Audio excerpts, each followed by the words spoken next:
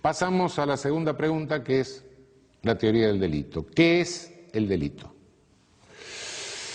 Ahí es donde ponemos el sistema de filtros inteligente. Ya vimos cómo hay que construir el dique, las reglas de construcción. Ahora vamos a construirlo y a poner el sistema de filtros inteligente para que no pase la mayor irracionalidad del ejercicio del poder punitivo. Estamos frente a un hecho, ¿no? Acontecimiento. Queremos saber si ese hecho que tenemos adelante es un delito o no es un delito.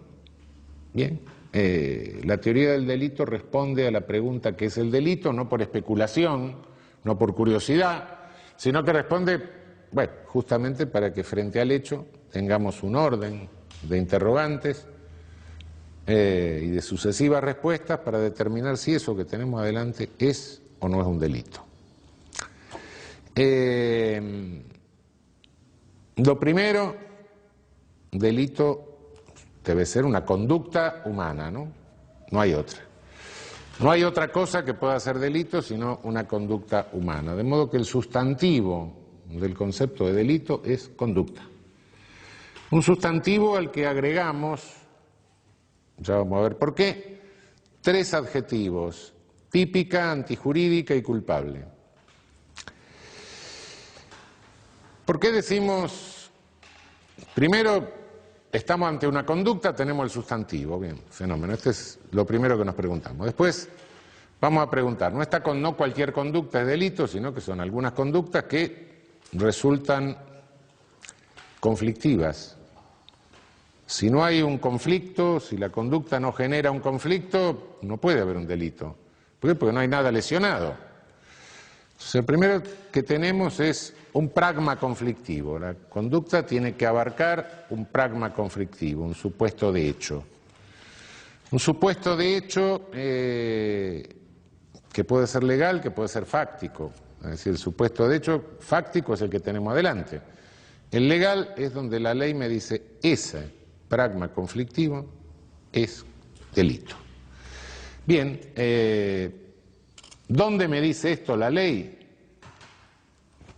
En la parte especial del Código Penal, en leyes penales especiales, en lo que se llaman tipos penales. Tipos penales. Es decir, el que mate a otro, el que se apodere de una cosa mueble total o parcialmente ajena, esos son los tipos penales. Me conceptúa un pragma conflictivo, un tipo, un supuesto de hecho legal, que aplico al supuesto de hecho concreto que tengo adelante, supuesto de hecho fáctico, y en consecuencia de esa comparación deduzco que la conducta se adecua al tipo, es típica. Por ser típica resulta violatoria de una norma que está antepuesta al tipo, una norma que se deduce del tipo. Cuando realizo una conducta de hurto, realizo el tipo penal. Me apodero de una cosa mueble total o parcialmente ajena. Correcto. El que se apodere de una cosa mueble total o parcialmente ajena será penado. Con tanto, deduzco la norma, está prohibido apoderarse de una cosa mueble total o parcialmente ajena. En realidad yo cumplo el tipo y violo la norma. Lo que se está violando es la norma, no el tipo. Del tipo penal deduzco la norma. Es una deducción. La norma es una construcción lógica. Cuidado que la norma es una deducción. No empecemos a darle vida a las normas, después las normas se casan, se juntan, hay una norma de esto, una norma de aquello, las normas conviven, las normas tienen dormitorio. No, la norma es un ente lógico.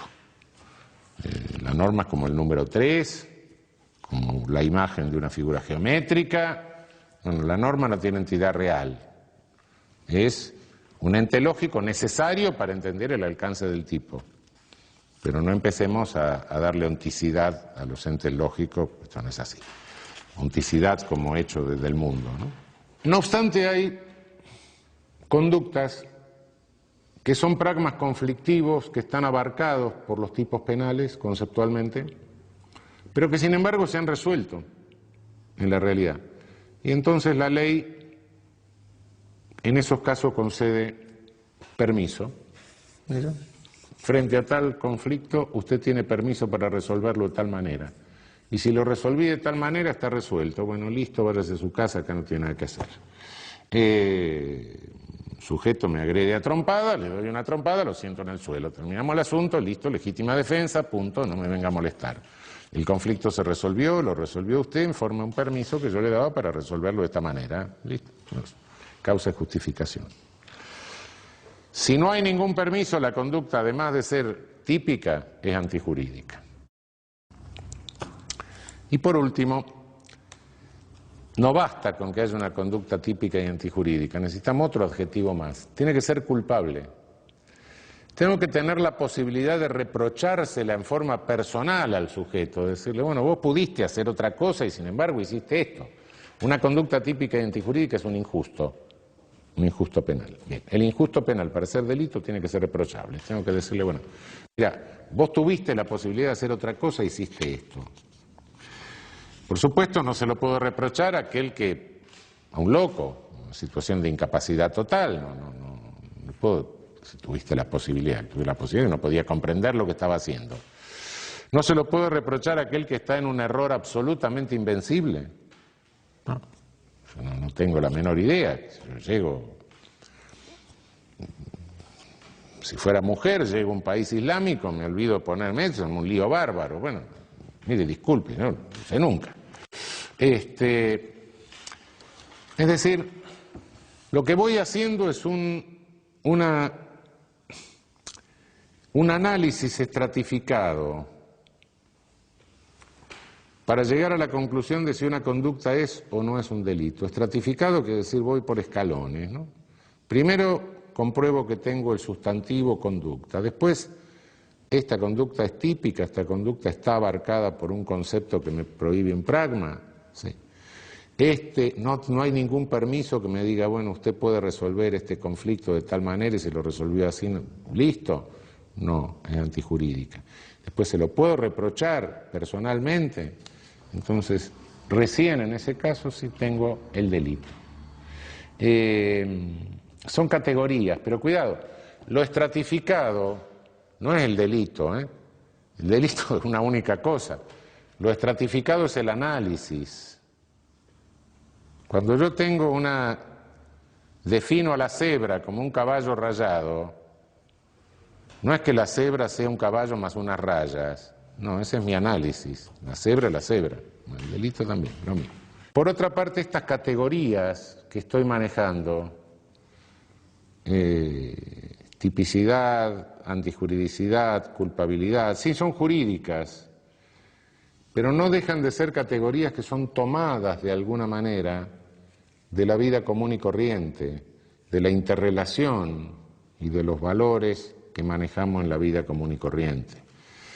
Yo creo que a ninguna persona racional se le ocurriría que se puede penar a un epiléptico en crisis por lo que haya hecho durante la crisis. Bueno, a veces, si en una reunión de café llega alguien y dice, mire, fulano, qué mal tipo, ¿qué es? Mengano había salido una infidelidad matrimonial y la mujer lo llama a él para ver si había estado con él y lo niega. Podía haber hecho otra cosa, ¿no? Bueno. Llega fulano, ¿qué hiciste? No es que lo negué, en el momento me puse tan nervioso, me tragué la prótesis dental, no pude hablar. Bueno, no hay conducta, claro. O dice, bueno, no, lo que pasa es que yo no sabía nada, me llamó y me preguntó, ¿lo vio mi marido? No lo vi. Bueno, error invencible de tipo, sí, no está abarcado por lo conflictivo porque no tuvo intención de realizar eso, ¿no?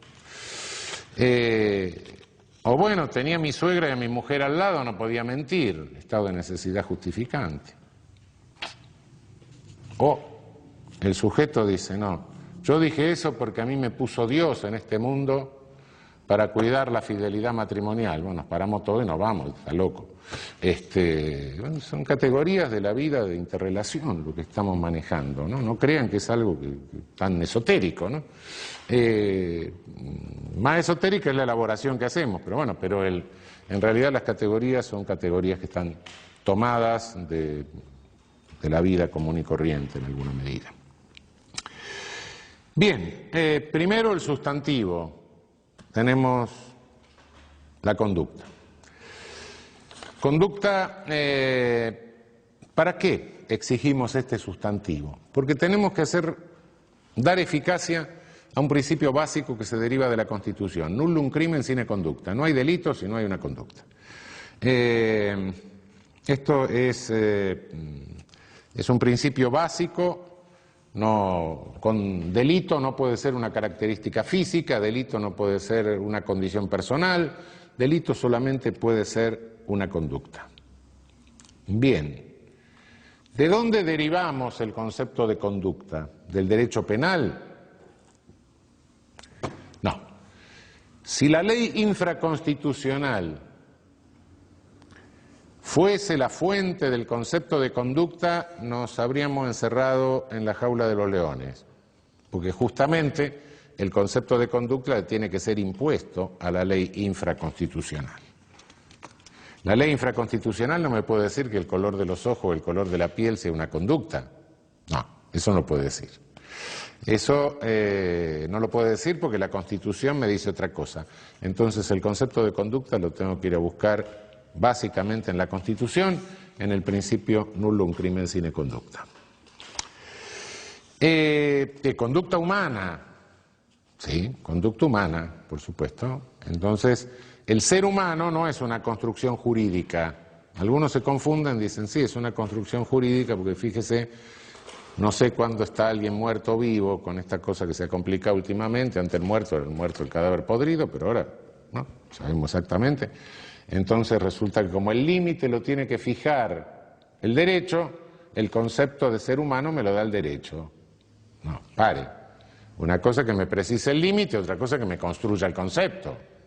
Bueno, momento. Límite es una cosa, contenido es otra, ¿no? No, el concepto de ser humano, por imposición del artículo 1 de la Declaración Universal de Derechos Humanos, el concepto de ser humano es óntico. ¿Por qué? Porque todo ser humano es persona. Bien, el concepto de ser humano no me lo define la ley como se le da la gana. Viene de la realidad. Un ser humano, punto. Puede haber una precisión jurídica, una limitación jurídica, pero el concepto es de carácter óntico. ¿Cómo elaboramos el concepto de conducta? Hay un concepto óntico de conducta, de ser humano sí lo tenemos, ahora de conducta humana. No hay. No hay porque la conducta humana es un límite de complejidad. Lo más complejo que conocemos es la conducta del ser humano. No hay ningún concepto de conducta que sea válido para todas las ciencias, universalmente válido, no. Cada ciencia procura de los datos ónticos de la conducta lo que le interesa para su conocimiento. La sociología busca fundamentalmente la cosa interactiva, la psicología depende de la escuela, un conductista va a buscar conducta manifiesta, un psicólogo profundo va a buscar las motivaciones inconscientes, cada uno del dato toma los datos que hacen o que interesan a la construcción del concepto conforme al área óntica que está trabajando, o de que se ocupa la ciencia en particular, selecciona los conceptos, elabora su propio concepto de conducta válido para su ámbito de disciplina, pero no hay un concepto universal de conducta, ni puede haber un concepto óntico de conducta, alguien que explique toda la conducta humana, eso no existe. El derecho penal tiene el mismo derecho que cualquier otra disciplina para seleccionar del dato óntico de la conducta aquello que considera necesario para elaborar su concepto de conducta, teniendo en cuenta que la finalidad que persigue al elaborar el concepto de conducta es hacer realidad el principio constitucional: no hay crimen sin conducta, nullum crimen sine conducta. En tal sentido, le basta tomar de la realidad dos datos fundamentales, que son la voluntad y la exteriorización de la voluntad. Estos dos elementos son necesarios y suficientes para dar vigencia al nullum crimen sine conducta constitucional. Y excluir los hechos con participación de humanos sin voluntad, por un lado, que quedan como puros hechos humanos, excluir el pensamiento, excluir el sentimiento, excluir la disposición interna, excluir el deseo no expresado. En el momento de determinar si hay o no una conducta, no me interesan, y esto lleva a bastantes confusiones, como van a ver ustedes cuando se metan en la discusión doctrinaria, no me interesan otros datos de la mundaneidad de la conducta. Es decir, la conducta se da siempre en un magma fenoménico, ¿no?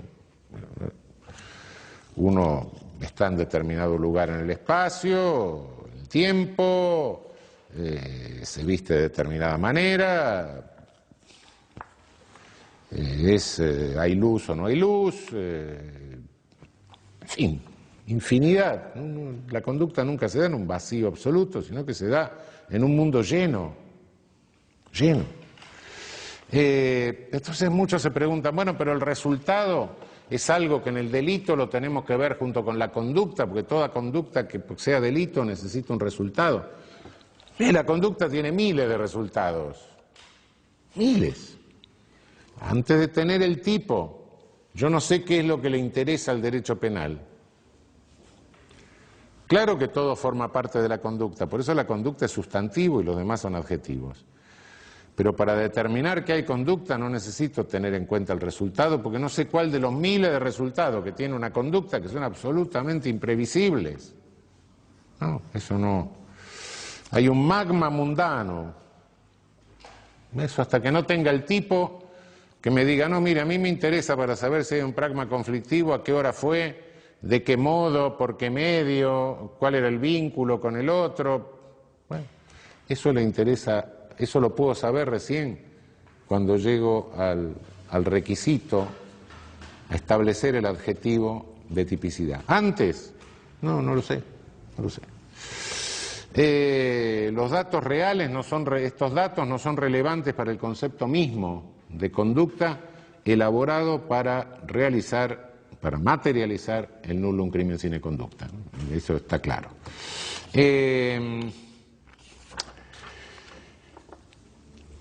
Ausencia de conducta hay cuando tenemos lo no exteriorizado. Lo no exteriorizado pueden ser disposiciones internas del ánimo, pensamiento. Hay un principio romano tradicional, cogitationes poenam nemo patitur. El pensamiento no puede delinquir.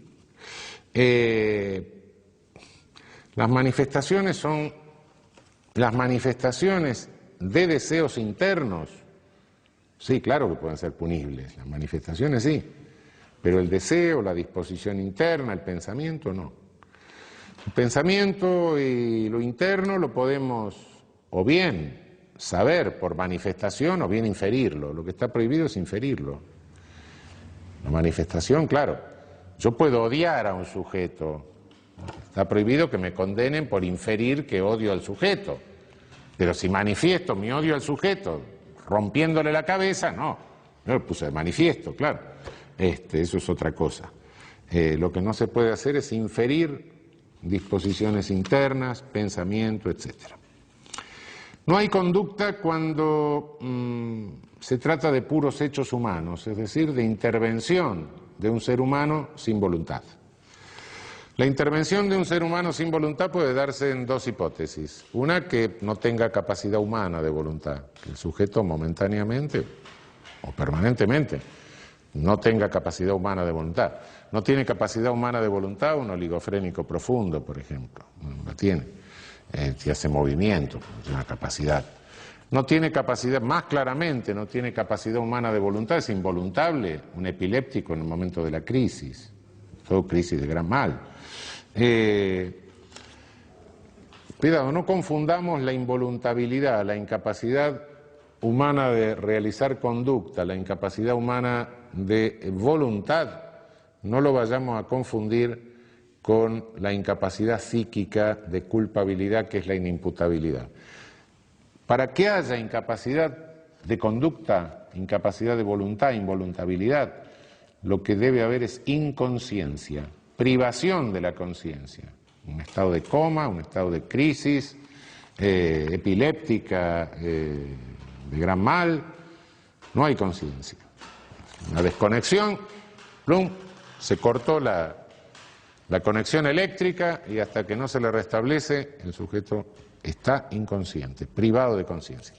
La inimputabilidad es una perturbación de la conciencia. Hay una conciencia funcionando a nivel perturbado. Acá directamente no hay conciencia. La otra circunstancia por la cual puede no haber conducta, porque queda reducida a un mero hecho humano en que interviene un ser humano pero sin voluntad, es la llamada fuerza física irresistible, que puede ser interna o puede ser externa. Fuerza física irresistible interna puede ser una parálisis histérica. El sujeto de pronto se paraliza, enmudece, en fin, hay una incapacidad de conducta por una fuerza física irresistible interna.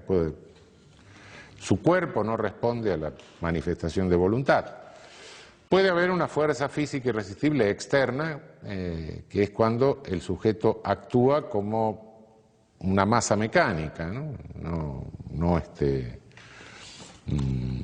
Estoy parado delante de una vidriera, viene una multitud, me empuja contra la vidriera, rompo el cristal de la vidriera, me meto adentro, es un desastre, no hice nada, no tuve voluntad de nada, simplemente me llevó una fuerza, colocó ahí. Estoy en un balcón, me empujan, me caigo, lesiono a un sujeto que está sentado abajo.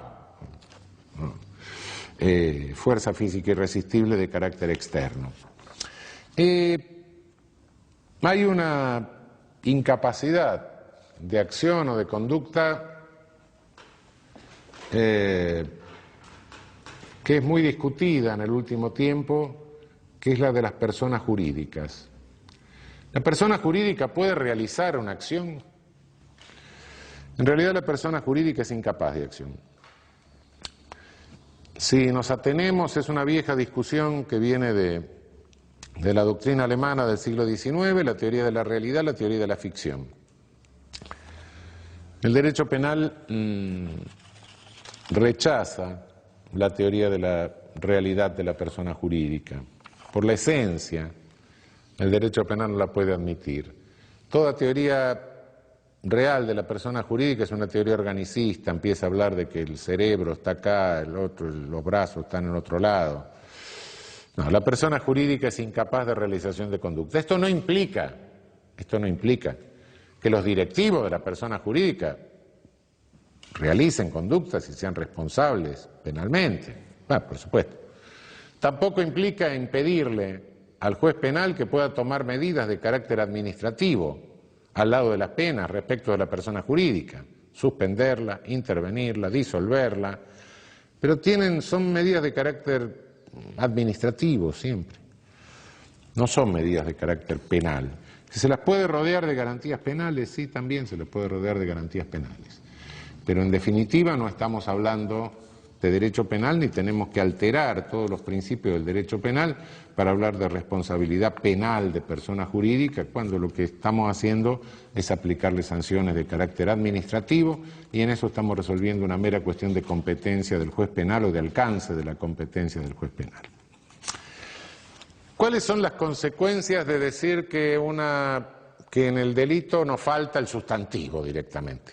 Bueno, ¿por qué no suprimimos este concepto previo de sustantivo y nos vamos directamente al tipo? Bueno, las consecuencias son notorias, no voy a señalar todas, después en el desarrollo ustedes van a ver que van a ir entendiendo algunas de estas más, ¿no? Por ejemplo, contra un puro hecho humano no puede ejercerse la legítima defensa, sino solo el estado de necesidad. ¿Por qué? Porque no es una agresión ilegítima la que estoy recibiendo por parte de la persona contra la cual me defiendo. Entonces lo único que puedo hacer, sí, si me viene alguien encima que me lo empuja a otro, puedo en estado de necesidad, para evitar un mal para mí, causarle un mal menor, pero no puedo defenderme con la misma amplitud de la legítima defensa, en que no hay proporción, en principio, entre la acción agresiva y la acción defensiva. Quien usa a una persona que no realiza conducta es autor directo, no es autor mediato. Es decir, me cargo un sujeto y se lo tiro encima a otro. Yo soy autor del hecho, es con él de la misma manera, pero de la misma manera que si emplease un martillo o si le tirase una bolsa cargada de ladrillos, es lo mismo. Hay tipos que exigen intervención de 2, 3 más personas, etcétera, tipos plurisubjetivos. En el caso de los tipos plurisubjetivos no puedo contar como una intervención más la de una persona que no realiza conducta. Es decir, eso tengo que contar la de las personas que realizan conductas. Puede haber alguna duda respecto de la capacidad psíquica en algunos estados, el sueño, el hipnotismo, etcétera. ¿La persona realiza conducta o no realiza conducta? Hay discusiones científicas, discusiones de neurólogos, etcétera, y puede sembrarse una verdadera duda penal. Es una cuestión de hecho. En cada caso yo creo que hay que resolverlo y si hay una situación de duda tiene que funcionar el indubio pro reo. En la duda tengo que estar en lo más favorable al sujeto y lo más favorable al sujeto es considerar que en esos casos no hay conducta directamente. Pasamos al concepto de tipicidad. Es decir, ya tenemos el sustantivo conducta, el primer adjetivo, la conducta típica. Realmente la palabra tipo es una traducción convencional que se ha hecho del alemán, pero realmente la palabra originaria alemana es Tatbestand y la traducción literal sería supuesto de hecho. Naturalmente que en castellano decir supuesto de hecho, supuestosidad de hecho, etcétera, es una cosa absurda. Se ha traducido esto por tipo, pero en realidad al traducirlo de esta manera pierde un poco el sentido originario. En alemán se habla de supuesto de hecho fáctico y de supuesto de hecho legal. Supuesto de hecho fáctico es lo que está en el mundo. Tengo un sujeto con un puñal clavado, muerto, etcétera, hubo una conducta, un sujeto le clavó el puñal, por supuesto, mató, el sujeto está muerto, tengo eso adelante. El supuesto de hecho fáctico. El supuesto de hecho legal es la fórmula que tengo en el artículo 79, el que matare a otro será penado con 8 a 25 años. Fenómeno. Supuesto de hecho legal, el tipo que nosotros llamamos, está en la ley. El supuesto de hecho fáctico está en el mundo. No podemos hablar de tipo fáctico en castellano porque tipo es un concepto ejemplar. Por eso les digo que la traducción es un poco complicada. Pero distingamos el hecho del mundo y el supuesto de hecho legal, es decir, el tipo que está en la ley. Una cosa pertenece al mundo, la otra pertenece al Código Penal. Bien, lo que tenemos que ver es que el pragma conflictivo, ahora voy a decir qué es el pragma conflictivo, que me está definiendo la ley, abarque el supuesto de hecho fáctico que tengo en el mundo. Pragma conflictivo es la conducta más el resultado, básicamente. Resultado que, como dije al analizar la conducta, una conducta tiene miles de resultados. Hay un resultado que le interesa al tipo legal. Ese recién me lo individualiza el tipo, entonces sé cuál de los resultados de la conducta interesan. Pragma conflictivo es fundamentalmente conducta más resultado, es decir, conducta. Bien, ante todo conducta.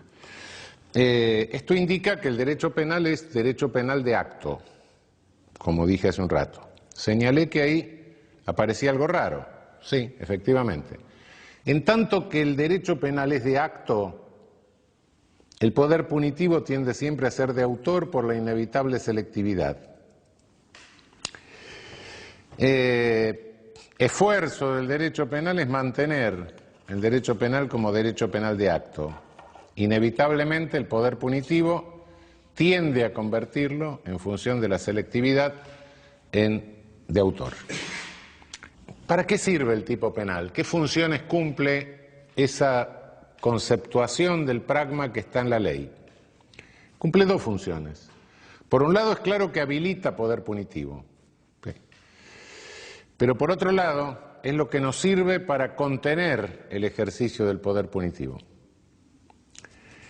Sin tipo penal, el poder punitivo se aplica a discreción, es decir, cuando se elimina la tipicidad legal, como ha sucedido en algunos regímenes políticos, como el derecho penal nacional socialista, el derecho penal de China popular, Vietnam en algún momento, en todos esos casos nos encontramos con que desaparece el tipo penal y entonces el juez procede por analogía a definir las conductas punibles.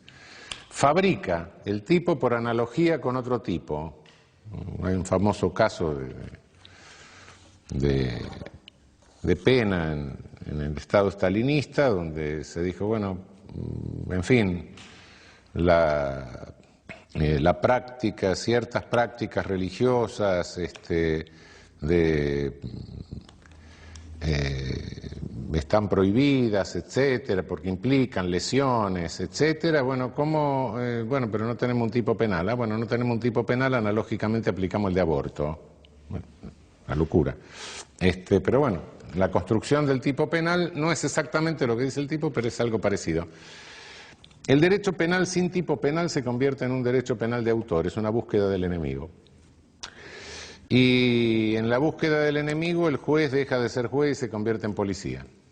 Entonces no hay policías, no hay jueces, hay policías con nombre de jueces y directamente no hay poder de contención porque se le dice al juez, mire, usted en función policial busque al enemigo y si no tiene el tipo penal que yo le doy, fabrique otro más o menos parecido. Esto en nuestro derecho no tiene ninguna vigencia, no puede tener ningún valor, de modo que nosotros tenemos un sistema de tipos legales, no tenemos sistema de tipos judiciales, y por ende podemos entender que el tipo es el tipo legal es la fórmula legal necesaria tanto para habilitar el ejercicio formal del poder punitivo como para también contenerlo mediante la limitación valorativa del campo de lo prohibido. Limitación valorativa significa lo siguiente, no nos estamos al momento de tener que establecer la característica de tipicidad, la característica típica de una conducta, no lo limitamos a una exégesis, no es que estemos analizando el tipo gramaticalmente y ahí nos quedemos. Si nos quedásemos con el análisis gramatical de los tipos, diríamos cada atrocidades que no tendrían límite, ¿no? No, es un análisis valorativo, es una interpretación jurídica que se hace del tipo para aplicarlo al caso concreto. Aquí en el tipo tenemos, ahí sí, los datos ónticos que pertenecían al magma mundano, a lo fenoménico de la conducta, y ahí sabemos cuáles de estos datos son los que nos interesan. El resto permanece, sabemos que toda conducta se da en un espacio compacto, ¿no? Estos datos ónticos pueden ser, ya vamos a verlo después, hay toda una clasificación de los tipos penales en relación con los datos ónticos que interesan a la tipicidad. Pero la interpretación de los tipos, y por eso les recordaba hace un momento que no puede ser meramente exegética, es casi una unfinished, es casi una actividad que no tiene fin, que hay que estar actualizándola permanentemente. No es que el tipo quedó escrito de una vez para siempre y siempre tiene el mismo alcance prohibitivo, por eso que en la definición decimos que es la determinación valorativa del alcance de lo prohibido. Hay circunstancias tecnológicas que van mudando con el tiempo y hay circunstancias de carácter normativo que van mudando con el tiempo, y la misma fórmula legal puede tener uno u otro alcance prohibitivo según las circunstancias, ¿no? Piensen ustedes que, bueno, las fórmulas de nuestro Código Penal provienen de la época del tranvía a caballo, y desde entonces hasta el avión ha pasado, bueno, un largo proceso de transformación del transporte, claro. Piensen ustedes que hemos incorporado tratados internacionales de derechos humanos a la Constitución, son datos normativos que pueden precisar, limitar, ampliar el alcance de los tipos penales, eso es inevitable. Es decir, el orden jurídico es un conjunto, y en ese conjunto del orden jurídico cualquier parte puede repercutir sobre otra parte del orden jurídico, y los tipos penales básicamente, bueno, son parte de la legislación, son parte del orden jurídico, ¿no? De modo que siempre tenemos que estar retroalimentando, sea con datos jurídicos o con datos fácticos, siempre tenemos que estar retroalimentando la interpretación de los tipos penales. Bien. El tipo penal es una fórmula con la cual el legislador señala un pragma conflictivo. Para señalar el pragma conflictivo puede optar entre distintas técnicas. Una es señalarlo en razón de que el resultado se produce por la voluntad del sujeto dirigida a la producción del resultado. La finalidad de esa voluntad, el contenido final de esa voluntad, se dirige a la producción del resultado. En ese caso decimos que tenemos tipos dolosos. Puede prohibir sin tomar en cuenta el fin, sino poniendo el acento sobre el modo de seleccionar los medios para alcanzar el fin, el modo defectuoso respecto de un parámetro que le marca un deber de cuidado. Bueno, usted puede realizar cualquier conducta que tenga un fin lícito, pero al realizar una conducta con fin lícito, lo que tiene que tener cuidado es que seleccione los medios en forma tal que no viole un deber elemental de cuidado capaz de lesionar a un tercero. Entonces tenemos los tipos culposos. Es decir, a mí no se me prohíbe manejar, no, maneje su auto, solo que vaya atento a los semáforos y a las personas que se cruzan adelante. ¿Sí? No es que yo tenga el fin de matar a alguien, sino que lesionar a alguien, sino que donde se me pone el acento es que al seleccionar el medio, la forma en que yo estaba manejando, la forma en que estaba conduciendo el vehículo, lo hice en violación de un deber de cuidado y eso causó un bien jurídico a un tercero. Ahora bien, entonces de estos dos casos, tipos dolosos, tipos culposos, en estos dos casos la técnica que adopta el legislador sería la de describir la conducta o tratar de asir la conducta prohibida en el concepto. Bien. Hay otra técnica que también adopta el legislador, que es cuando en lugar de individualizar la conducta prohibida, me individualiza la conducta debida y me dice todo lo que haga diferente de esto en esta circunstancia.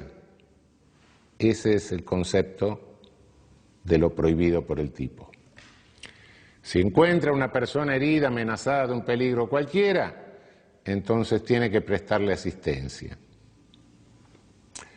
Si encuentra una persona herida, amenazada de un peligro cualquiera, etcétera, y no le presta asistencia, pudiendo hacerlo, esa es justamente la conducta debida. En lugar de prestarle asistencia, usted se dedicó a recitar los versos de Martín Fierro.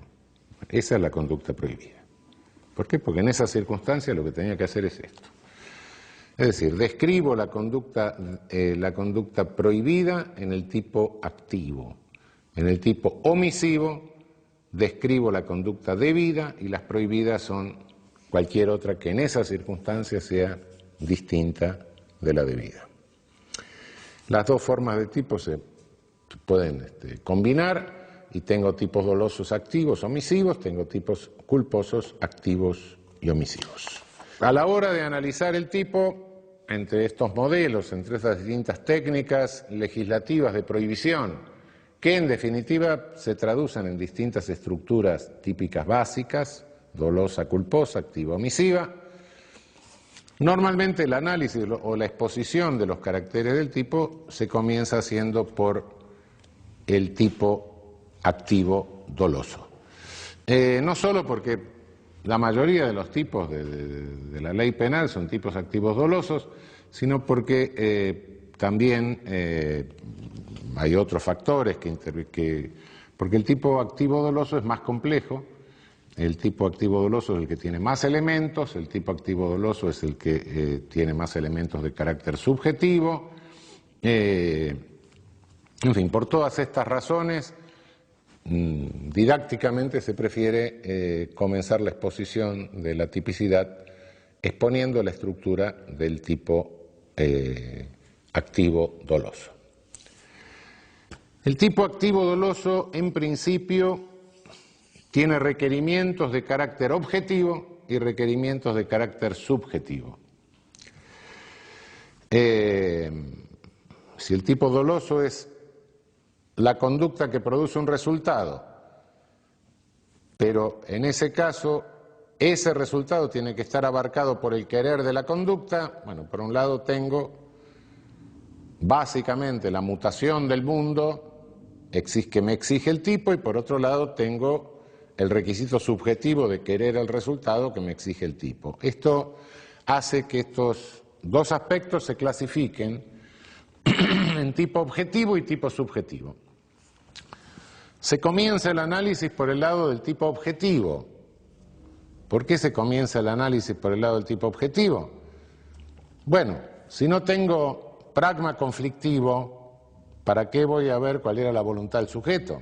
Bueno, obviamente no. Lo primero que tengo que ver es si hay un pragma conflictivo, lo cual me requiere a su vez dos preguntas dentro del tipo objetivo. Una pregunta es, ¿hay pragma? Tipo objetivo sistemático me contesta, ¿hay pragma o no hay pragma? La segunda pregunta es, ¿el pragma que hay es conflictivo? Segunda.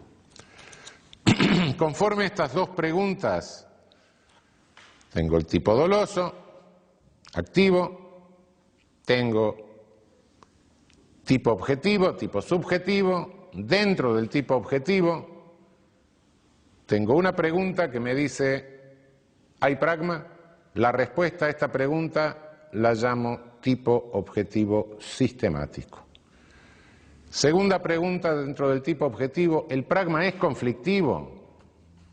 Tipo objetivo conglobante. Bien. El tipo objetivo sistemático requiere una cantidad de elementos.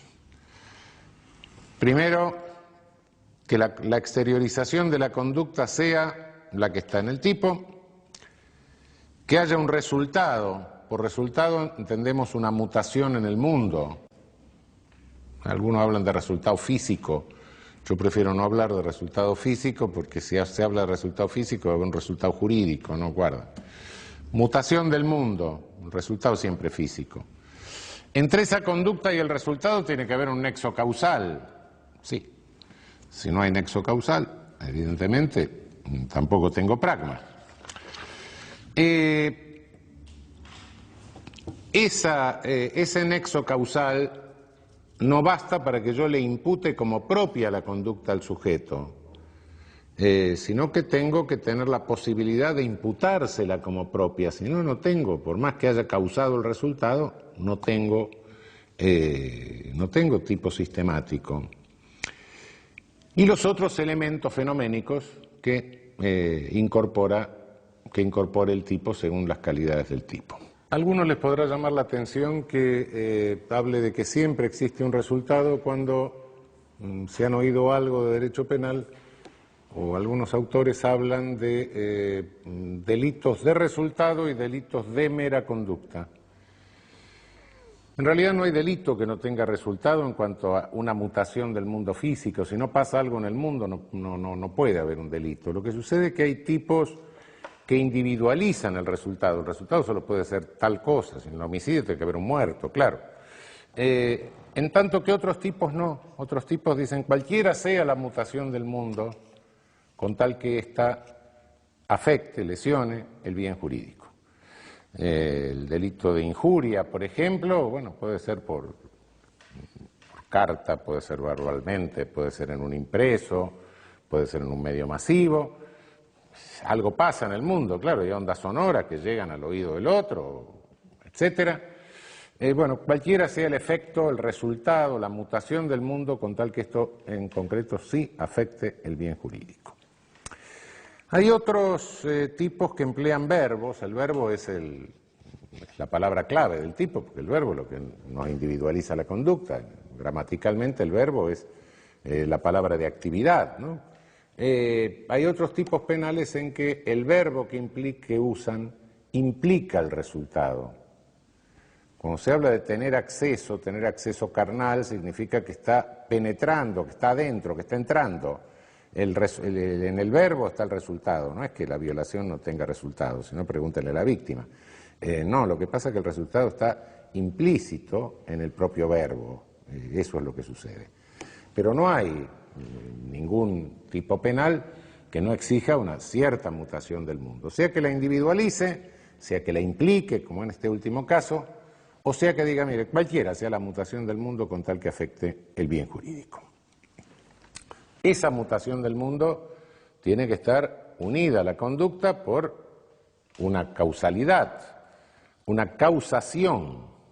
Bien. Esa causación tiene que ser física, una causalidad de tipo físico. Y ahí tenemos que tener en cuenta dos cosas. Una cosa es la causalidad, que es un proceso ciego, continuo, físico. Otra cosa es la explicación pensante de la causalidad. Ahí no podemos equivocar.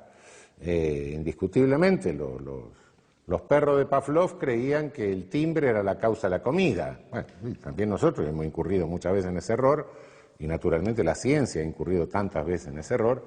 Son errores de explicación de la causalidad, pero no errores de la causalidad. La causalidad es un proceso físico. Bien, ¿cómo establecemos la presencia del nexo de causalidad en el tipo objetivo sistemático? Muchas veces se intentó limitar la causalidad antiguamente, establecer categorías de causas es absurdo, es un método que no da ningún resultado práctico. La causalidad se tiene que establecer conforme a la única regla de la causalidad, que es la regla de la conditio sine qua non. Si suprimo imaginariamente un hecho y con eso me desaparece el resultado, si imaginariamente suprimo la conducta y me desaparece el resultado, es que hay causalidad física. Esto es la fórmula de la conditio sine qua non. Por supuesto que esta no es la fórmula de la imputación de la obra como propia, ¿no?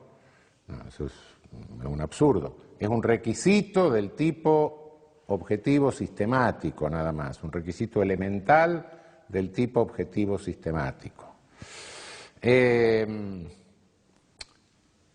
Lo que pasa es que esta fórmula quizá tenga algunos inconvenientes de carácter práctico, a veces para resolver algunas hipótesis, ¿no?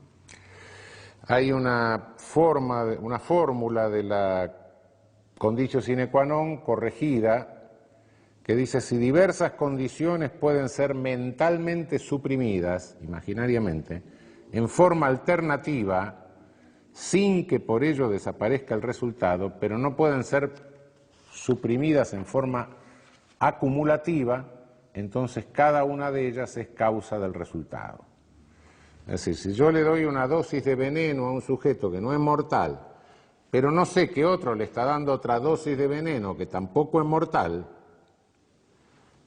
y no puedo suprimir conjuntamente las dos dosis, porque si suprimo conjuntamente las dos dosis, me desaparece el resultado, pero acumulativamente lo produce. Estoy hablando de una conditio sine qua non.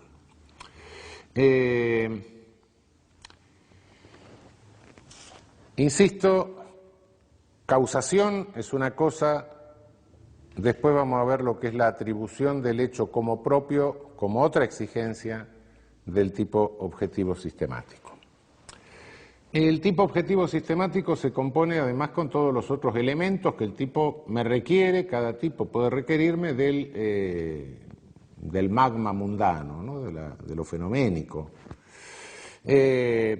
Hay infinidad de razones, hay clasificaciones de los tipos que provienen justamente de estas exigencias que tienen los distintos tipos. Esto ha dado lugar a algo que se llama la parte general de la parte especial. Bueno, la parte general de la parte especial, la parte general del derecho penal. Pero bueno, son criterios de clasificación de los tipos en razón de exigencias coyunturales de cada tipo. Hay tipos, así se habla de tipos de formulación casuística o circunstanciados y tipos de formulación libres, según que contengan referencias fenoménicas a la conducta, circunstancia de tiempo, lugar, modo, ocasión, medio, etc. Tipos unisubsistentes y plurisubsistentes, según que la conducta no pueda dividirse en actos parciales o que pueda dividirse en varios actos parciales. Tipos independientes y subordinados, según que el concepto de tipo esté completo en el mismo tipo o que tenga que remitirse a otro tipo.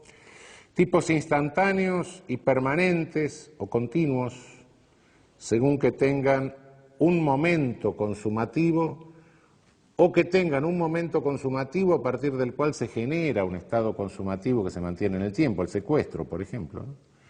Que sostiene el autor en el tiempo, no tenemos que confundir con tipos de resultado permanentes, es otra cosa, el más permanente de todos los delitos es el homicidio, naturalmente, porque el sujeto no va a resucitar, pero no es un delito permanente porque no es un estado que lo esté sosteniendo el sujeto activo. En el secuestro el estado consumativo lo sostiene el sujeto activo en el tiempo. Delicta propia y delicta comunia. La delicta propia es aquella que requiere, son aquellos tipos que requieren características particulares en el sujeto activo, que sea el padre, que sea el cónyuge, etcétera, que sea funcionario público. Y delicta comunia aquella que la puede cometer cualquiera, el homicidio simple lo puede cometer cualquiera, el hurto lo puede cometer cualquiera, etcétera. Tipos básicos y tipos calificados agravados o tipos privilegiados. Tipo básico es aquel hurto simple, tipo calificado agravado, el hurto calificado, el abigeato, por ejemplo, el hurto campestre. Tipos privilegiados hay pocos en nuestro código. Nuestro código tiene muy pocos tipos atenuados. Hay algo en la extorsión, hay algunos, pero son muy pocos, porque Rodolfo Moreno había tenido una prudencia muy grande, puso mínimos bajos, con lo cual se cargó todos los tipos privilegiados de la legislación penal comparada de su tiempo. Ahora, como nuestro inteligente legislador fue subiendo todos los mínimos, ahora nos encontramos con que no tenemos tipos privilegiados y tenemos mínimos altos. Pero bueno, incoherencias legislativas. Bien, dejé hace un momento abierta una condición del tipo objetivo sistemático. No hay un espacio conflictivo, que es lo que espacio conflictivo, digo. No hay pragma si el resultado no se le puede imputar como propio al sujeto activo. Es decir, no hay pragma si no tengo un autor o no tengo un cómplice. No hay pragma si no tengo un agente. Y para tener un agente debo poder imputarle ese resultado al agente y no con la mera causación. No. Con la mera causación no tengo límite, ¿no? Creo que era Binding que decía con la mera causación le vamos a imputar al carpintero el adulterio, al carpintero que hizo la cama. No, eso no. Y si no, en definitiva sería Adán y Eva o el mono, no sé, pero serían responsables de todos los delitos. No, la imputación no puede basarse, hay una condición que es la causación, sí, pero el criterio imputativo tiene que ser otro. ¿cuándo hay un autor? ¿Cuándo existe un autor? Existe un autor cuando existe un dominio del hecho. Y para que exista un dominio del hecho tiene que existir una posibilidad de dominio del hecho. Dominio del hecho es que yo tenga la rienda, el señorío del hecho, que en cualquier momento que yo retire o interrumpa mi conducta, el hecho se pare. Es decir, dominio del hecho es el que tiene en la mano el sí y el cómo del hecho. Y para tener en la mano el sí y el cómo del hecho tengo que averiguar si hubo dolo, claro. Pero antes de averiguar si hubo dolo tengo que saber si el hecho era dominable. Pues si no era dominable, ¿para qué me voy a preguntar si el sujeto tuvo el dominio del hecho? Nadie puede dominar algo que no es dominable. Bien, dominabilidad en el tipo objetivo. Si hay dominio lo veremos en el subjetivo, pero ahí tiene que estar el aspecto subjetivo. Pero dominabilidad, eso está en el aspecto objetivo. Un hecho que no es dominable. Un hecho que no es dominable. ¿Por qué? Porque en el actual estado de la ciencia y de la técnica nadie lo puede dominar. Yo no puedo dominar la lluvia, no puedo dominar la caída de los rayos, no lo puedo dominar. Puedo tomar precauciones, pero no dominarlo. No puedo provocar una cosa, provocar la otra. En ese caso nadie puede dominar el hecho. El hecho directamente no es dominable y por ende me está faltando la tipicidad objetiva sistemática. El famoso ejemplo que se pone siempre, el sujeto que manda al tío al medio de la tormenta para ver si lo mata un rayo y lo hereda, y entonces dice, anda, que con el agua de lluvia te hace bien, te hace crecer el pelo, y lo manda al monte. Bueno, no hay dominabilidad, no hay posibilidad de dominar el hecho.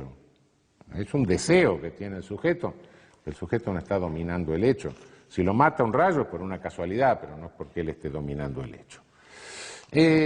Hay otros hechos que son dominables, pero cuya dominabilidad requiere en el sujeto activo ciertos conocimientos o cierto entrenamiento, sin los cuales es imposible que el hecho sea nunca dominado. Estos conocimientos, este entrenamiento son características objetivas del sujeto activo. Cuidado, características objetivas. Que yo sea ingeniero, que yo sea biólogo, que yo sea médico, que tenga por ende los conocimientos del ingeniero, del biólogo, del médico, es un dato objetivo. Después lo subjetivo, vamos a ver si yo usé esos conocimientos, es otra cosa. Pero que los tenga, si los tengo y el fenómeno es dominable con esos conocimientos, perfecto. Si no los tengo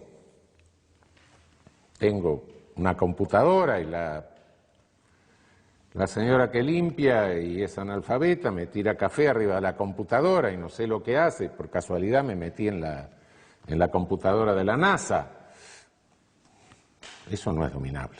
No es dominable porque a la persona le están faltando los conocimientos, el entrenamiento básico para hacer eso.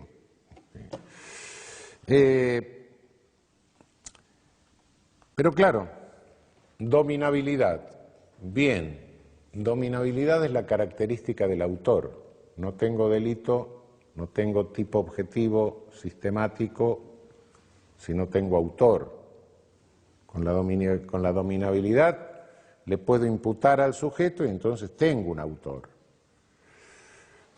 Pero ¿y el partícipe? El partícipe no tiene dominio del hecho, justamente por eso es partícipe, no es autor.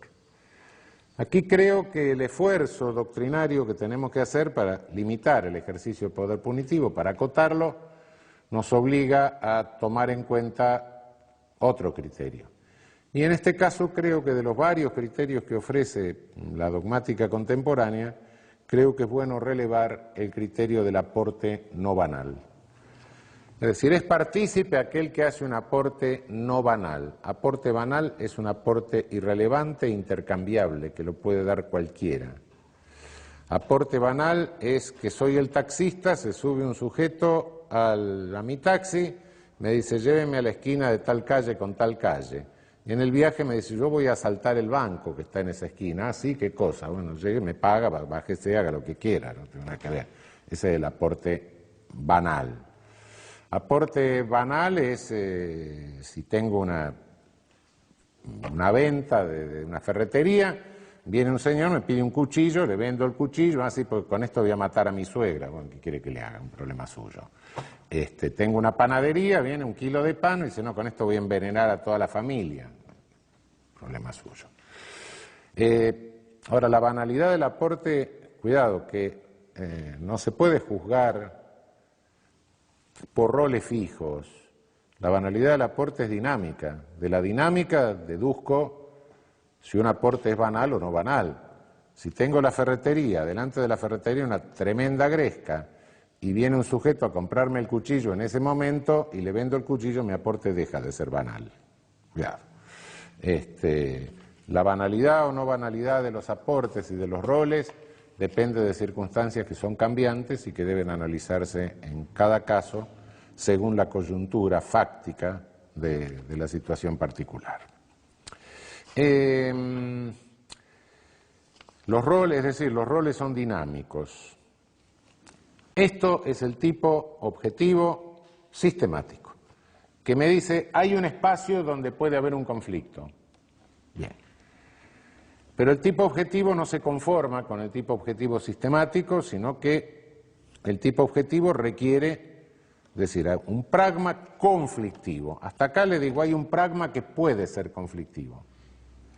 ¿Por qué? Porque estuve analizando esto a la luz del tipo aislado, del tipo penal tal cual lo bajo de la ley. Sí, pero aislado. Para desentrañar el alcance prohibitivo, el verdadero alcance prohibitivo del tipo penal, no me basta con analizarlo en forma aislada. Necesito considerar al tipo conglobado en la totalidad del orden normativo. Del tipo deduzco una norma, la norma me prohíbe algo, sí, pero esa norma no está aislada, forma parte de todo un orden normativo. Ese orden normativo es el que me dice, ¿hay lesividad o no hay lesividad? Y a partir de que haya o no lesividad, ¿tengo un conflicto o no tengo un conflicto? Ese orden normativo me indica la necesidad de que yo investigue, en el caso concreto, si hay un bien jurídico afectado. Y si hay un bien jurídico afectado, hay conflicto. Ok.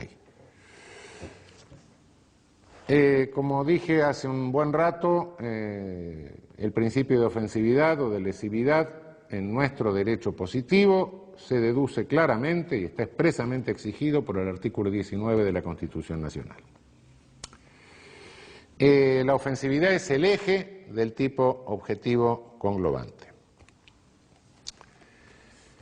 La norma que se deduce del tipo cumple una función valorante y cumple una función determinante. Se dirige a un sujeto para determinar la conducta, es cierto, pero también se dirige a los que interpretamos el tipo para valorar la conducta.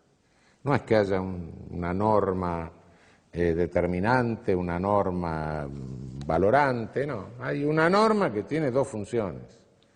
Una es la determinante al ciudadano, no mates, y otra es la valorante, que es la que nos atañe, porque es aquella cuyo alcance prohibitivo tenemos que determinar.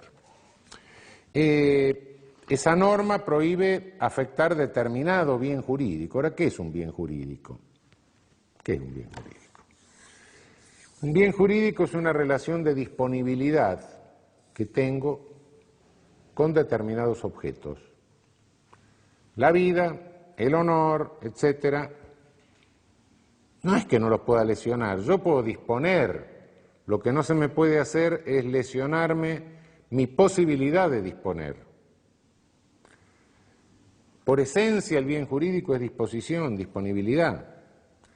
Mi relación es una relación de disponibilidad. yo dispongo de mi honor. Si yo quiero ir a hacer una confesión pública de pecado, la hago.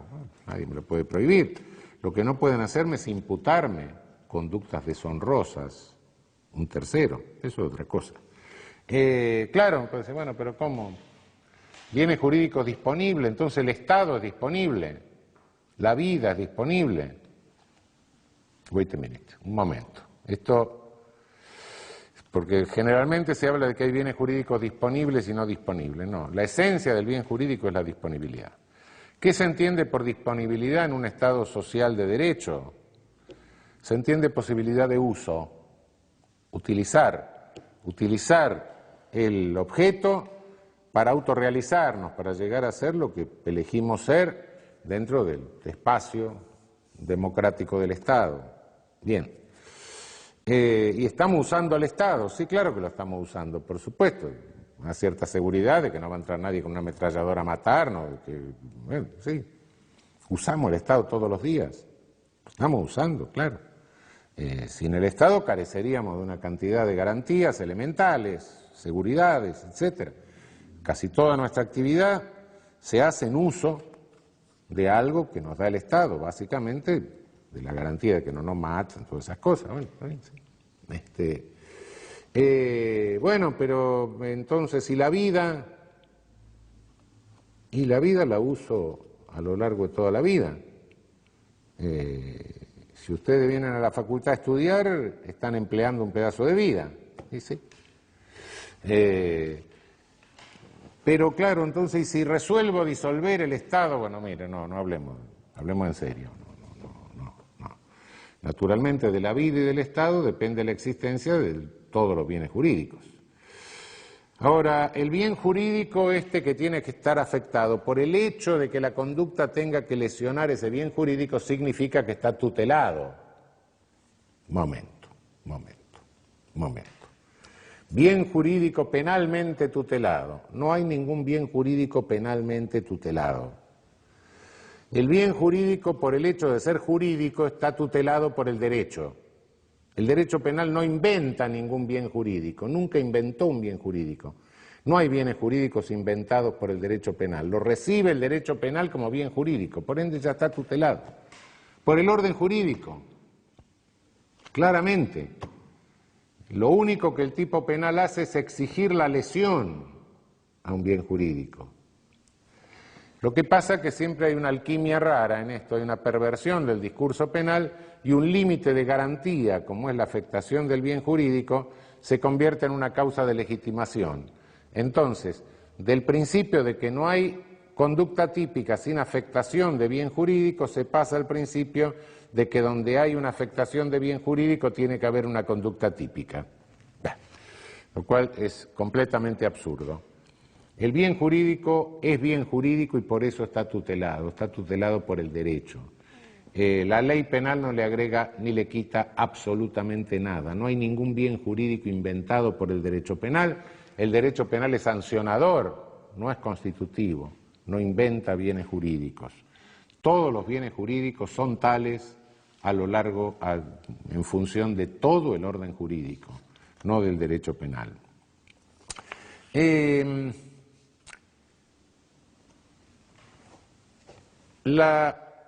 ¿Se puede erigir la moral en bien jurídico? No, justamente en función del artículo 19. No se puede. No se puede por las razones que dije antes, porque el artículo 19 es columna, es pilar central jurídico de nuestra Constitución, es lo que nos da la pauta de que todo nuestro derecho es intrascendente de la persona humana, de que no podemos poner el derecho argentino al servicio de ningún ídolo transpersonal. Por esa razón no se puede, la moral privada me refiero naturalmente, bueno, la llamada moral pública sí, un sentimiento de pudor público, etcétera, pero la moral privada no, de ninguna manera, de ninguna manera. Yo puedo poner un cartel en la calle diciendo, o invitar a mi vecino a decirle, mire, venga señor, traiga factura y mate y así viene usted a ver lo que yo hago en la cama con mi mujer. Bueno, tengo todo el derecho a hacerlo y el vecino a venir. Lo que no puedo hacer, por muy santo que sea el matrimonio, como decía Carrara, es sacar la cama a la calle. No, eso no. Pero si otro quiere venir a ver, un problema mío y de él, nada más. Es imposible que ahí se meta el señor Estado.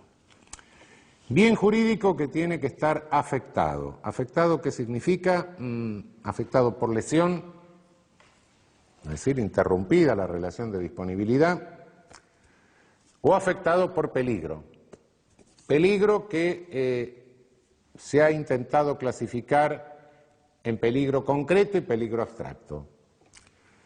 Hay muchas maneras de tratar de destruir el concepto de afectación del bien jurídico como límite contentor del poder punitivo del Estado. Uno de ellos ha sido inventar el peligro abstracto. El peligro es peligro, punto. Y si no hay peligro, no hay peligro. Pero se ha dicho no, porque hay tipos que presumen el peligro.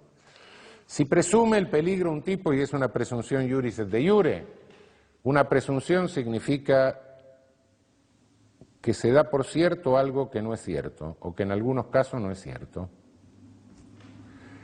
Y entonces, si en algunos casos no es cierto que haya peligro, quiere decir que la pretensión de que hay un peligro abstracto es una forma de violar el límite del principio de ofensividad. Es una forma de confesar que se erige en conducta típica conductas que no afectan bienes jurídicos. No, bueno, pero no es eso el peligro abstracto. El peligro abstracto es cuando hay un peligro de peligro. En la tentativa habría un peligro de peligro de peligro. Entonces, ya republicando eso, todas las conductas serían peligrosas. Otra interpretación del llamado peligro abstracto que tiende a eliminar esta garantía, este límite. Hay otras formas de eliminar este límite, que es inventar bienes jurídicos que no existen, clonar bienes jurídicos. Se inventan bienes jurídicos todos los días, entonces inventamos nuevos bienes jurídicos y por ende, claro, resultarán afectados bienes jurídicos que se han inventado, no son reales, ¿no? La lesión al bien jurídico, afectación al bien jurídico, tiene que ser de cierta importancia. Es decir, hay una proporción mínima entre una reacción de carácter penal y la afectación al bien jurídico. Hay afectaciones de bienes jurídicos que son absolutamente insignificantes y por ende no son relevantes. Si en una situación normal, no en el medio del desierto, yo tomo una cerilla de un vecino, un fósforo, para encender un cigarro, naturalmente esto no es un hurto.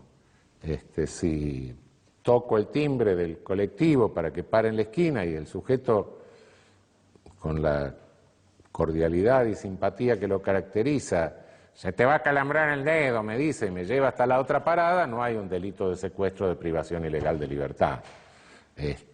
Bueno, así sucesivamente. Hay lesiones que son de naturaleza insignificante para el bien jurídico, y bueno, en ese caso el principio de insignificancia, que es un principio que viene del derecho romano, ¿no? Es el principio de bagatela, ¿no? Mínima non curat praetor, ¿no? Bueno, eso hace que la conducta resulte atípica porque no hay una afectación de bien jurídico. Bien, esto en cuanto a la lesión o a la afectación del bien jurídico. Pero esto lo tengo que ver dentro del orden normativo conglobado, como decía, y dentro de ese orden normativo conglobado encuentro normas que me ordenan hacer lo que el tipo me prohíbe hacer. ¿Qué es esto? Un deber jurídico, me imponen un deber jurídico. ¿Cómo? Sí. Soy el oficial de justicia, tengo que ir y apoderarme de una cosa mueble ajena. Bueno, tengo que secuestrar, por la escuela secuestro. ¿Qué cosa? Fíjese. Entonces, ¿qué pasa? Soy soldado, tengo que matar. Sí. La guerra, queda otra. ¿Cómo se entiende esto? En el tipo objetivo conglobante, Las normas, tengo que entender que el orden normativo es un orden, no es un caos. Aunque el legislador a veces parece un ciego en una pinacoteca, pero de alguna manera, cuando la interpretación que tenemos que hacer para ofrecerle al Poder Judicial un sistema de solución coherente, es decir, no, mire, hay normas que recortan otras directamente. Entonces el cumplimiento de deber jurídico no es ningún permiso, no es ninguna causa de justificación. No, el cumplimiento de deber jurídico es realmente un recorte a la norma prohibitiva. Las normas tengo que interpretarlas como que se reconocen entre ellas y se limitan. Cuando hay un deber jurídico, la conducta no puede ser típica. ¿Por qué? Porque esa norma que me impone ese deber jurídico y que me prohíbe incumplirlo es la norma que está recortando a la norma que deduzco del tipo. Esto en el caso del cumplimiento de un deber jurídico me parece claro, no está tan claro en la doctrina. Hay quienes sostienen que en caso de que colisionen estas normas hay una situación de inculpabilidad. Yo no creo que haya ninguna situación de inculpabilidad. El principio republicano de gobierno me está exigiendo que en cada circunstancia yo sepa lo que es debido. Sí. Y entonces, bueno, puedo tener alguna confusión, puedo equivocarme acerca de la jerarquía de deberes, eso es otra cosa. Pero en cada circunstancia el derecho me debe decir qué es lo que debo hacer y no decirme hace esto y no hagas esto al mismo tiempo, porque entonces me vuelvo loco. No puede haber un orden normativo. ¿Para qué sirve el derecho? ¿Para decir cualquier cosa? No. Evidentemente siempre hay un deber que es preponderante. ¿Puedo equivocarme? Sí, puedo equivocarme. En tal caso, según que mi error sea vencible o invencible, será un problema de culpabilidad ver si mi conducta fue delictiva o no fue delictiva. Ahora bien, en el orden jurídico, además, en el orden normativo, además, encuentro normas que no me imponen un deber, pero que fomentan la realización de una conducta. Ahí también aparece una contradicción. No puede ser que el orden jurídico esté fomentando lo que al mismo tiempo está prohibiendo. Clara, sin lugar a dudas, es la actividad médica, por ejemplo, la actividad médica terapéutica me refiero, la actividad médica tratante. Hay un claro fomento de la actividad médica en todo sentido, por supuesto, un derecho a la salud, en fin. Sí, normativamente lo verifico. Entonces, nunca una lesión quirúrgica como parte de una actividad médica tratante puede configurar un delito de lesiones. No lo puede configurar. Bueno, pero entonces si al sujeto le han practicado una intervención quirúrgica contra su voluntad, en última instancia, lo que podrá haber será un delito contra la libertad. Depende. Secuestran a un sujeto contra su voluntad, lo meten dentro de un hospital para sacarle el apéndice, bueno, qué sé yo. Ahora puede haber un delito contra la libertad, pero delito de lesiones no. Y no porque es una actividad que está totalmente fomentada, completamente fomentada. No sucede lo mismo respecto de las lesiones quirúrgicas que no tienen fin terapéutico.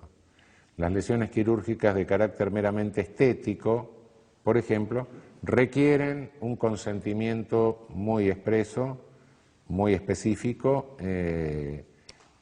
y ahí sí, si alguien toma a alguien en la calle, lo encierra dentro de un hospital para achicarle la nariz, naturalmente que sí, va a ser un delito de lesión. Lo mismo podemos decir respecto de la actividad deportiva. La actividad deportiva está fomentada, pero la mayoría de las actividades deportivas implican de alguna manera una violación del deber de cuidado. No una lesión, salvo el boxeo, que es una lesión leve, pero además no una lesión, pero sí una violación del deber de cuidado. Opera ahí el consentimiento, sí es cierto, pero con consentimiento y todo podría sostenerse una responsabilidad, una autoría culposa en algunos casos. De cualquier manera, esto hay que excluirlo por el fomento de la actividad, ¿no? Bien, tipo objetivo sistemático, hay un pragma, tipo objetivo conglobante, el pragma es conflictivo, tengo completo el aspecto objetivo del tipo doloso activo. Me queda el aspecto subjetivo. Aspecto subjetivo del tipo doloso activo. Como dijimos, es doloso, ¿por qué? Porque persigue el fin productor del resultado. Entonces, dolo es la voluntad realizadora del tipo guiada por el conocimiento de los elementos del tipo sistemático. Yo tengo que conocer los elementos del tipo sistemático para poder querer el resultado. Puede haber conocimiento sin finalidad, pero finalidad sin conocimiento no. No me puedo proponer ese fin si no conozco esos elementos. Entonces, los elementos del tipo objetivo sistemático deben estar en mi conciencia. ¿Hasta qué punto tengo que pensar en ellos en el momento de actuar? Es relativo. Hay elementos que son copensados. En el momento de tener un acceso carnal con la víctima, no estoy pensando en la edad de la víctima ni en la partida de nacimiento, pero no puedo dejar de copensarlo. Ese es el grado de actualización, el grado de efectividad.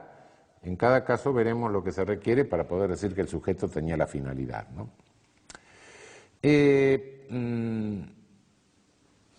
Se habla de dolo directo y de dolo eventual. El dolo directo es cuando se quiere directamente el resultado o cuando se realiza una conducta que inevitablemente provocará el resultado, ¿no? El dolo directo, se quiere el resultado, quiero matar a alguien, le doy 18 balazos, lo mato. Dolo directo de consecuencias necesarias, quiero matar a alguien que está en un avión, tiro el avión abajo, un misilazo al avión, claro, mato a todos los demás pasajeros del avión, bueno, sí, consecuencia necesaria. Dolo eventual es cuando el agente se representa la posibilidad de producción del resultado, pero a mi juicio está encubriendo una voluntad real de producción del resultado bajo la apariencia de una falsa e infundada esperanza. Es el sujeto que se representa lo que va a pasar, pero dice, pero no va a pasar. Entonces apuesta con otro a pasar semáforos en rojo durante 10 cuadras, no pasa nada. O dice, bueno, vamos a hacer una apuesta que yo puedo recorrer 5 kilómetros de la Panamericana a contramano, total no va a pasar nada. Infundadamente cree que no va a pasar nada. En definitiva, lo que está es ocultando, encubriendo una verdadera voluntad realizadora. Realmente el dolo eventual ha traído serios problemas porque se confunde con la culpa con representación. Después vamos a ver qué es la culpa con representación. Yo creo que la posibilidad de confusión se da solamente cuando hay dominabilidad, cuando el fenómeno se podía dominar, y cuando cualquier observador tercero diría que hay un plan, diría que hay un programa. Pero bueno, eso es, lo vamos a ver mejor con la culpa. Respecto del dolo, como toda disposición interna y toda voluntad interna, se infiere, no queda otra. O el sujeto lo dice o lo inferimos. No podemos generar presunciones iuris et de iure, porque entonces sí estamos generando un dolo que no existe. Las viejas presunciones de dolo de los códigos penales han desaparecido. Inferimos de la conducta que hubo o que no hubo voluntad realizadora. Pero eso, como todo fenómeno interno, es una inferencia. Naturalmente pueden abrir ustedes cualquier expediente, encontrar una cantidad de defensas donde se dice, no, lo que pasa es que el sujeto no quería, ¿cómo no quería? Pegó 5 balazos. Bueno, no, porque se le escapó en ráfaga. Estaba con el cuchillo así, vino y se clavó. No. Obviamente esto es una cuestión de prueba, es una cuestión de inferencia, y todas las tentativas de limitar el dolo a conocimientos, a meros conocimientos, no son más que formas de reverdecer hoy la vieja presunción de dolo que desapareció del Código. ¿Qué es lo que puede excluir el dolo? Cuando tenemos una tipicidad objetiva, no tenemos la subjetiva. ¿Qué puede excluir el dolo? El error. El error puede ser vencible o invencible.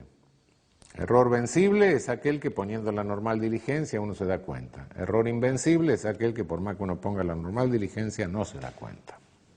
En el caso del error que excluye el dolo, que se llama error de tipo, sea vencible o invencible, el error de tipo siempre excluye el dolo. Lo único que nos interesa si es vencible es porque eventualmente, y si existe un tipo culposo, el error vencible de tipo puede dar lugar a una tipicidad culposa. Pero la dolosa la excluye sea vencible o sea invencible, porque no hay dolo. Es decir, yo salgo de un restaurante, están los abrigos colgados en la puerta del restaurante, acá no los ponen porque se llevarían los abrigos todo el mundo, pero hay países donde esto se hace, entonces llega uno y tomo mi abrigo resulta que es marrón, me llevo un abrigo verde. Es insensato. Bueno, si es vencible o invencible, me llevé el abrigo equivocado, me lo llevé por error. Si mi error era vencible o invencible, no importa en este caso, porque no hay figura de hurto culposo. El error de tipo puede estar psíquicamente condicionado. Puedo ser un esquizofrénico que no reconozco lo que está pasando en el mundo y creo que lo que tengo adelante es un árbol, lo que tengo adelante es una persona, le doy un hachazo. Bueno, obviamente no tenía el fin de lesionar ni de matar a una persona. Hay errores de tipos que recaen sobre distintos elementos típicos. Aquí hay una clasificación de distintas circunstancias. Fundamentalmente las hipótesis que más se discuten son la aberratio ictus y el dolus generalis. Cabe aclarar en cuanto a conocimiento de los elementos del tipo, ahora vamos a ver la aberratio ictus y el dolus generalis, pero respecto del conocimiento de los aspectos objetivos del tipo sistemático, del tipo objetivo sistemático, basta con el conocimiento paralelo en la esfera del profano, los conocimientos que todos tenemos, no se requiere un conocimiento técnico. Sé que al apretar una llave de luz pasa tal cosa, no tengo ni los conocimientos del electricista, menos voy a tener los conocimientos del físico para explicar cómo funciona, pero ese es el conocimiento que me basta.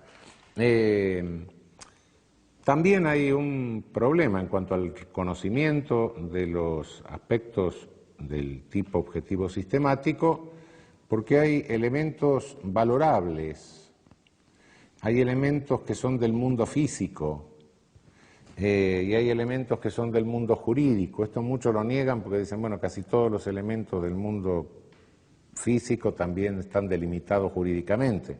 Insisto en algo que dije hace un rato. Una cosa es delimitar jurídicamente algo, otra cosa es inventarlo. No es el mundo jurídico que inventa, el mundo jurídico, lo jurídico delimita. No hay una vaca jurídica, no hay un ser humano jurídico, no hay un árbol jurídico, no, se puede delimitar jurídicamente, pero no todo es jurídico en cuanto al contenido. No inventa el derecho, no está inventando la vaca, el ser humano o el árbol. En este sentido, no significa que haya elementos normativos que puedan ser más indefinidos que los elementos descriptivos o del mundo físico. Hay elementos normativos, como el concepto de funcionario público en nuestro código, que está expresamente delimitado, que son muy precisos. Hay elementos del mundo físico que pueden ser un poco más complicados, como el concepto de ganado, que lo era, ¿no? Y se discutió bastante. Lo que sí, cuando en los tipos hay elementos de carácter puramente valorativo, ahí entro en duda e incluso creo que la mayoría de estos elementos, cuando existen, son inconstitucionales porque realmente no sirven para consolidar un concepto si no es respecto de una valoración que es subjetiva y que puede ser muy arbitraria. El viejo concepto de mujer honesta, por ejemplo, en la vieja fórmula del estupro, que es la mujer honesta, dio lugar a 1000 interpretaciones, absolutamente arbitrarias, absolutamente encontradas, es un concepto valorativo de carácter difuso que remite a una valoración ética por parte del juzgador, realmente, y creo que estos elementos son abiertamente inconstitucionales. De cualquier manera, concepto jurídico o conceptos físicos vale lo que es la valoración paralela en la esfera del profano. No se necesita de ninguna manera que, para que haya dolo, con que el sujeto tenga un conocimiento técnico. Ahora bien, habíamos dejado colgado aberratio ictus dolus generalis. Y normalmente se agrega una hipótesis que no tiene nada que ver, que es el error in personam. El error in personam es cuando, o en el objeto, es cuando dirijo mi ataque hacia un objeto, pero lo identifico mal. Ahí pueden pasar dos cosas, que el objeto sea equivalente o que el objeto sea inequivalente. Si quiero matar a Juan, pero me confundo porque hay poca luz y mato a Pedro, mi conducta la dirijo contra una persona y mato a una persona. No era la que yo quería, sí, pero dirigí mi conducta contra esa persona, maté a esa persona, tengo un homicidio. Bien. Naturalmente puede suceder que se trate de un delicta propria, de uno de los delicta propria, en cuyo caso no es indiferente al derecho que yo mate a mi padre o que mate a alguien que no es mi padre. Bueno, en ese caso tengo que atenerme a lo que hice objetivamente. Quería matar a Juan, que es mi padre, pero maté a Pedro, que no es mi padre. Es homicidio simple, no es homicidio calificado, porque no maté a mi padre. Está bien. Quería matar a Pedro, que no era mi padre, y maté a Juan, que era mi padre. Sigue siendo homicidio simple porque no tenía el dolo, ahí sí lo que no tenía es el aspecto subjetivo de matar a mi padre. Bien, error in personam. Es distinta la hipótesis del aberratio ictus, que es el error en el golpe. Dirijo mi conducta contra una persona, pero se desvía la bala y mata a otro. Suponiendo que no haya dolo eventual, hay que excluir la posibilidad de dolo eventual. Normalmente se dice, bueno, quería matar a una persona, mató a una persona. No, vale. Mi conducta la dirijo contra una persona y solo que le doy a otra.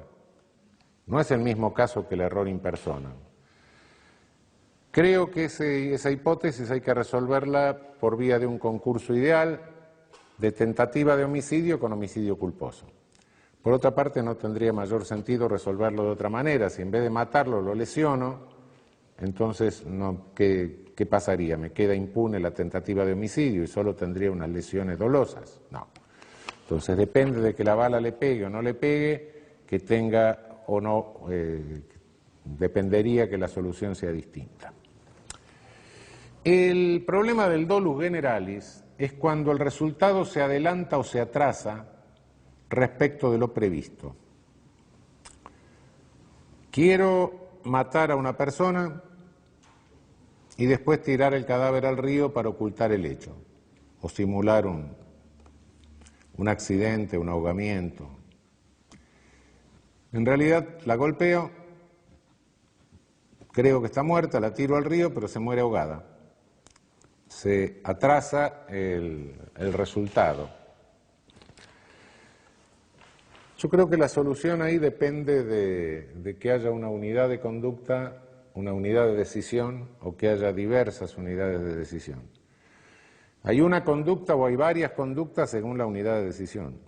Si quiero matar a alguien y tirarlo al río, que se muera ahogado o que se haya muerto antes con los golpes que le di no tiene mayor importancia. Si tengo dos conductas, si me peleé con alguien y creí que estaba muerto, y en ese momento entonces hago un segundo plan de tirarlo al río, eso es otra cosa. Ahí dividí la conducta. Ónticamente no puedo decir que haya una única conducta. Cuando hay una única conducta que se atrase o se adelante el resultado, es indiferente. Pero cuando hay dos conductas, tengo dos conductas, y entonces no me queda otra que tener en cuenta un concurso real. No hay otra solución desde el punto de vista jurídico.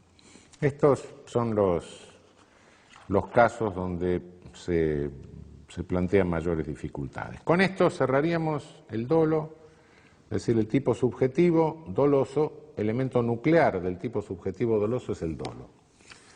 Sin embargo, hay tipos que tienen en su aspecto subjetivo una estructura asimétrica. El aspecto subjetivo está hipertrofiado en relación al tipo objetivo. El tipo subjetivo es más grande que el tipo objetivo. No abarca solo el dolo, sino algunos elementos subjetivos distintos del dolo. Estos elementos subjetivos distintos del dolo se llaman elementos de tendencia trascendente, en algunos casos, y elementos de tendencia interna peculiar o de ánimo en otros. Elementos de tendencia interna trascendente son todos aquellos tipos cuando dice el que con el fin de, el que hiciera tal cosa con el objeto de, el que hiciera tal cosa para, el que matara a otro para ocultar tal cosa o para consumar otro delito, no porque por es un motivo va a la culpabilidad. El que es para, las ultrafinalidades, digamos. El dolo llega hasta obtener el resultado que quiero, pero el tipo tiene en cuenta en aquellos casos donde la voluntad no solo llega a causar el resultado, sino que para otra cosa. Estos son delitos de tendencia interna trascendente, elementos subjetivos internos trascendentes o de ultrafinalidad. Tipos con elementos de tendencia interna peculiar o de ánimo, estos son otros. Normalmente los elementos de ánimo hay que manejarlos con mucho cuidado. Los elementos de ánimo son en general elementos peligrosos, porque normalmente en el derecho penal autoritario se toman en cuenta para privilegiar la conducta de los amigos, todo lo que los amigos hacen es broma, y no la de los enemigos. Nuestro código contiene elementos de ánimo o de tendencia interna peculiar, pero no los usa para ampliar el ámbito de lo punitivo, sino para reducirlo. En ese caso son constitucionales. Por ejemplo, el hurto calamitoso. No basta con que objetivamente yo cometa un hurto cuando la víctima, cuando el sujeto pasivo se encuentra ante una desgracia, ante una calamidad. No. Es necesario que yo me aproveche de esa calamidad, y el aprovecharse de la calamidad es un elemento de ánimo.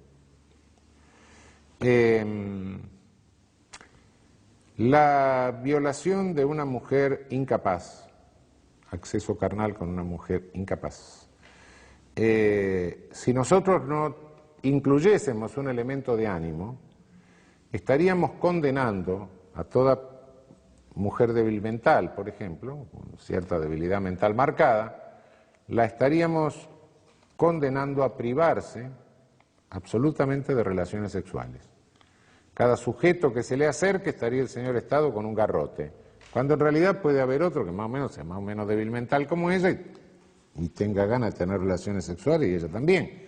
Y nada hay por el cual el Estado estaríamos haciendo una cosa de carácter directamente genocida, de carácter eugénico, digamos, una cosa de esa naturaleza. Bueno, es una barbaridad. No, lo que penamos no es nada más que la relación, sino el aprovecharse de la situación de inferioridad de la mujer. Hay la alevosía. La alevosía no es objetivamente matar a una persona indefensa y nada más. No. La alevosía es matar a una persona indefensa aprovechándose de la indefensión de la persona, de la ventaja que me da la indefensión de la persona. Si no, imagínense que un homicidio piadoso, bueno, sería un homicidio alevoso, pero el homicidio piadoso es un homicidio, pero no es alevoso. No es alevoso porque no me estoy aprovechando del pariente, del familiar, que me está pidiendo que ponga fin a su sufrimiento, que estoy viendo. No, y está indefenso, está en la cama, defenso, claro, pero no es un homicidio alevoso. No existe el ánimo de aprovecharse de la situación de indefensión del sujeto. De modo que en estos casos donde el elemento subjetivo de ánimo, la tendencia interna peculiar, no está usada para ampliar el ámbito de lo prohibido, son casos en que los elementos subjetivos de ánimo son constitucionales.